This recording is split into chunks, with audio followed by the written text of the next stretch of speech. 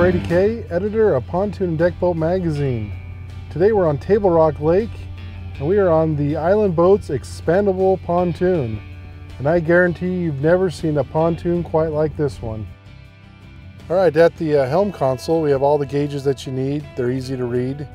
And with just a push of a button you can completely retract the pontoon.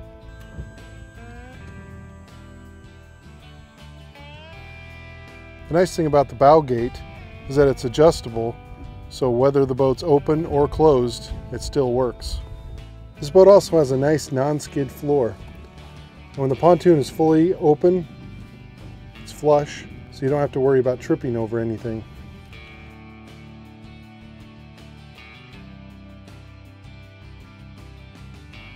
And this pontoon can really move as well.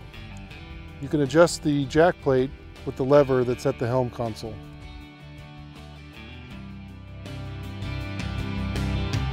What this island boat can do is game-changing, and it'll have you seeing trailable boats in a whole different way.